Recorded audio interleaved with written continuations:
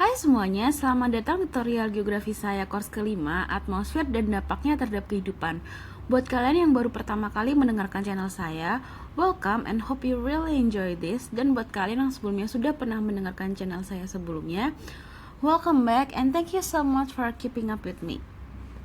Oke, jadi untuk video kali ini adalah video part pertama dari lesson ke-6 yang berjudul jenis-jenis hujan. Sesuai judulnya, di sini saya akan memberikan mengenai berbagai jenis hujan yang telah diklasifikasikan oleh para ahli. Nah, untuk pertama-tama saya akan memberikan ke kalian definisi mengenai hujan. Selama ini kita hanya mengenal hujan dari rintikan di depan rumah yang membawa berjuta-juta tetesan air yang jatuh ke tanah. Nah, proses terjadinya hujan sebenarnya secara ilmiah merupakan salah satu wujud peristiwa presipitasi, yaitu suatu peristiwa jatuhnya air atau cairan dari atmosfer bumi, entah nantinya dalam bentuk cairan atau yang lain ke permukaan bumi.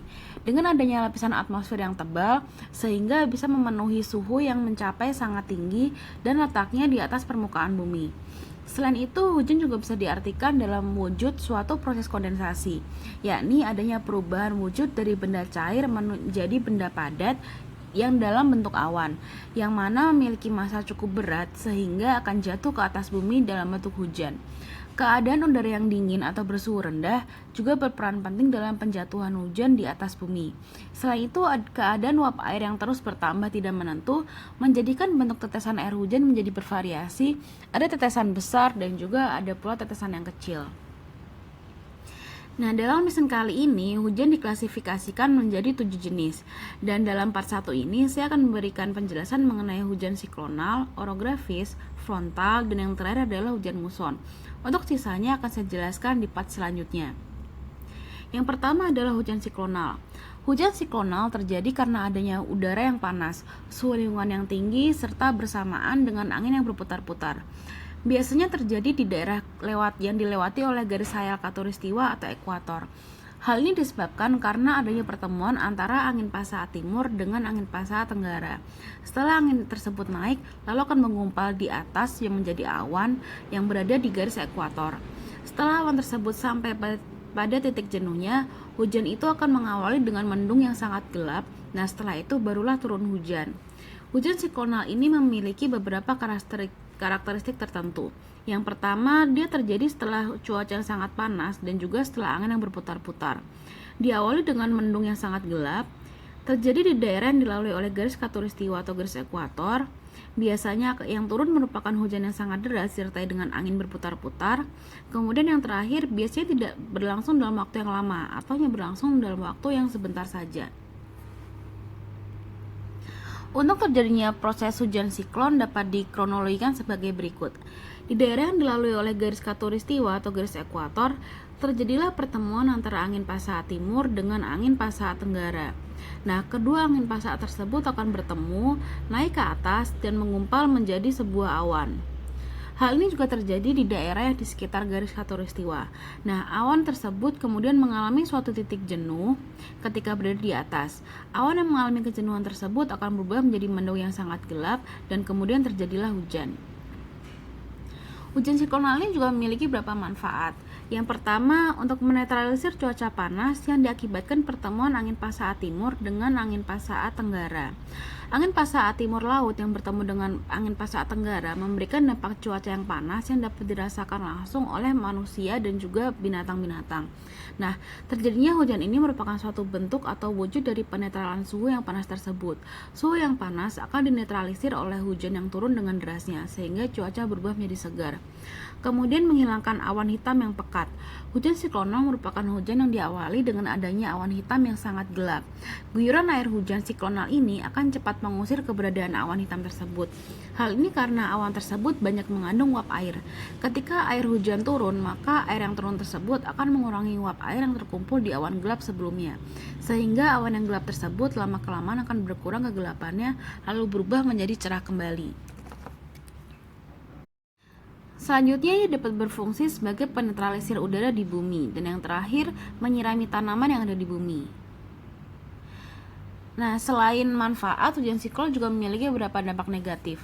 Yang pertama adalah dia menimbulkan kerusakan. Hujan siklonal ini merupakan hujan yang berisiko menimbulkan banyak kerusakan. Hal ini terjadi karena hujan siklonal ini diawali dengan angin yang berputar-putar, sehingga angin yang berputar-putar ini dikhawatirkan menimbulkan banyak kerusakan. Selanjutnya, menghalangi aktivitas di luar ruangan. Hujan siklonal merupakan hujan yang turun dengan sangat deras, bahkan lebih deras daripada jenis hujan lainnya.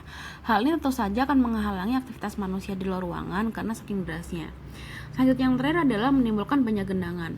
Masih berhubungan dengan hujan siklonal yang deras sekali, walaupun dia dalam waktu yang rentang yang sangat singkat, namun dia akan dengan mudah mengisi area-area jalan yang telah berlubang.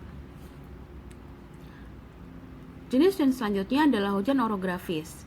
Hujan orografis merupakan hujan yang terjadi karena adanya angin yang mengandung uap air yang kemudian arah pergerakannya secara horizontal. Perjalanan angin tersebut harus melewati suatu pegunungan yang akan menyebabkan suhu angin menjadi dingin akibat adanya proses kondensasi saat melewati pegunungan tadi. Beberapa karakteristik hujan orografis adalah sebagai berikut. Yang pertama, terjadi di daerah pegunungan. Pada dasarnya terjadinya hujan ini karena adanya angin fon. Selanjutnya terjadi karena adanya udara yang mengandung uap air yang naik ke atas gunung. Selanjutnya turun air di lereng gunung. Proses terjadinya hujan orografis dapat dipaparkan dengan kronologi sebagai berikut. Di daerah pegunungan, terdapat udara yang mengandung uap air di sekitar pegunungan tersebut. Terdapat angin fon yang ada di sekitar pegunungan tersebut, menyebabkan udara yang mengandung uap air tersebut bergerak ke atas pegunungan, mendaki lereng, dan semakin tinggi. Semakin tinggi uap air yang dibawa oleh angin tersebut, maka akan semakin mengalami pengembunan.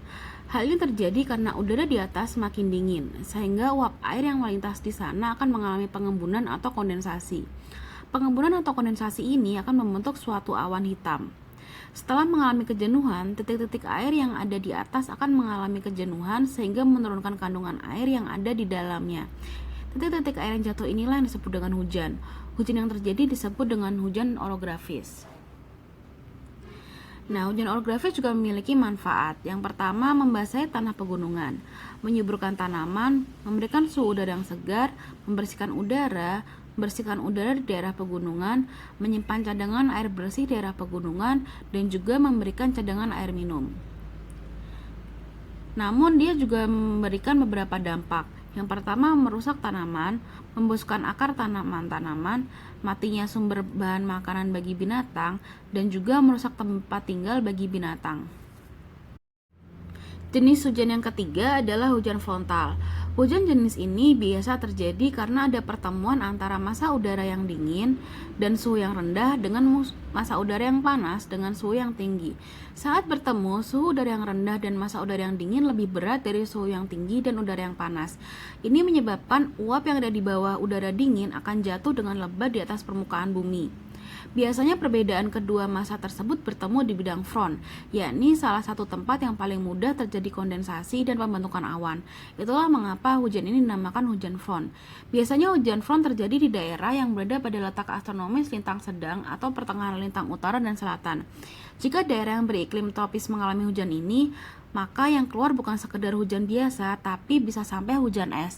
Hal ini bisa terjadi karena adanya penyinaran matahari yang menyebabkan air samudra, laut, dan rawa atau tempat lainnya naik ke atas secara konveksi, sehingga menyebabkan proses kondensasi dan pembentukan awan. Akibat titik udara yang naik secara konveksi tadi sangat dingin, bahkan bisa mencapai 0 derajat Celcius. Air yang naik tersebut akan menjadi beku, dan saat awan sudah sampai pada titik jenuh, turunlah hujan ke daerah tropis. Biasanya bukan hanya air yang turun, juga kristal-kristal esnya. Hujan frontal ini memiliki beberapa karakteristik khusus. Yang pertama, terjadi di daerah front, yakni daerah di mana ada pertemuan antara massa udara yang panas dengan massa udara yang dingin. Kemudian terjadi karena adanya pertemuan massa udara yang panas atau udara yang dingin seperti saya sebutkan sebelumnya. Dan apabila terjadi di daerah beriklim tropis, maka biasanya menyebabkan terjadinya hujan es. Nah, untuk proses terjadinya hujan frontal dapat dikronologikan sebagai berikut. Terjadi pertemuan massa udara yang berbeda, yakni massa udara yang panas atau lembab dengan massa udara yang dingin atau padat di suatu daerah dinamakan daerah front. Pertemuan massa udara panas dan dingin ini ditandai dengan suhu atau temperatur yang berbeda satu sama lain. Terjadi pertemuan dua massa udara yang berbeda tersebut dapat dirasakan ketika suhu yang hangat kemudian menjadi lebih ringan dan cenderung di atas udara yang lebih dingin. Bertemunya massa udara yang panas dan massa udara dingin ini kemudian akan menyebabkan terjadinya pendinginan secara mendadak, yakni udara dingin mengangkat udara yang lebih hangat. Terjadinya pendinginan secara mendadak ini kemudian menyebabkan terjadinya kondensasi, yakni udara yang hangat tersebut terangkat dan kemudian mengembang dan mendingin. Proses pendinginan tersebut mengakibatkan terjadinya titik-titik air, yakni berupa awan. Kondensasi ini kemudian menyebabkan hujan turun, yakni titik-titik air atau awan yang terbentuk tersebut mengalami kejenuhan dan akhirnya jatuh menjadi hujan. Hujan yang turun inilah yang dinamakan dengan hujan frontal. Nah, hujan frontal ini juga memiliki beberapa manfaat. Contohnya untuk menyuburkan tanaman, menyimpan cadangan air bersih, sebagai wujud dari pelepasan kondensasi yang terjadi karena adanya pendinginan secara mendadak, memberikan suhu udara yang segar, dan membersihkan udara dan juga mengurangi polusi dari udara. Selain itu, dia juga memiliki dampak negatif. Salah satunya adalah terhambatnya aktivitas yang dilakukan di luar ruangan. Proses pengeringan juga terhambat yang mengandalkan sinar matahari, kemudian juga biasanya menyebabkan adanya banjir. Yang terakhir adalah hujan muson. Untuk hujan muson ini, kita lebih sering mendengar mengenai angin muson. Angin muson ini terjadi karena adanya pergerakan semu tahunan matahari dengan garis balik utara dan garis balik selatan. Hujan ini turun dalam kurun waktu tertentu, dan dari sebab inilah menyebabkan musim kemarau dan juga penghujan. Di negara kita, Indonesia, juga sering terjadi angin muson, yakni pada bulan Oktober sampai dengan April. Makanya biasanya pada bulan-bulan ini seringkali datang hujan. Sedangkan selain pada bulan itu, negara kita berada pada musim kemarau. Selain itu, di beberapa negara Asia Timur juga terjadi angin muson pada bulan Mei sampai dengan Agustus. Untuk karakteristik dari hujan muson dapat dijabarkan sebagai berikut. Yang pertama, terjadi karena disebabkan oleh berembusnya angin muson barat.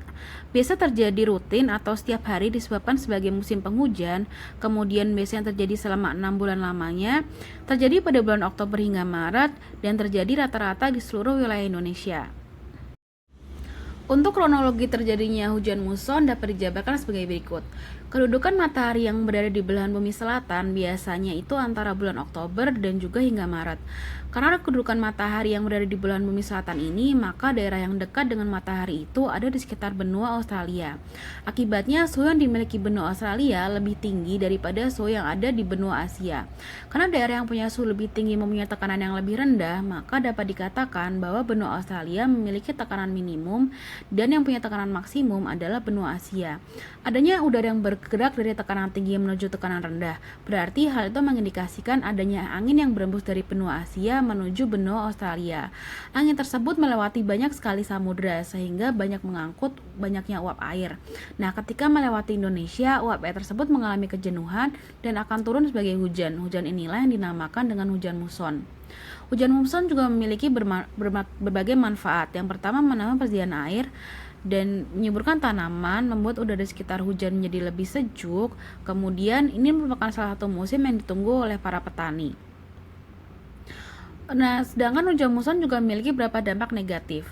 Dia dapat menimbulkan banjir, tanah longsor, menyebabkan genangan air daerah pesawahan, menghambat proses pengeringan yang diakibatkan oleh matahari, banyaknya penyakit yang timbul pada saat musim-musim ini, dan yang terakhir menghalangi aktivitas manusia di luar ruangan. Nah, sekian untuk lesson kali ini. Thank you so much for watching and see you on the next lesson.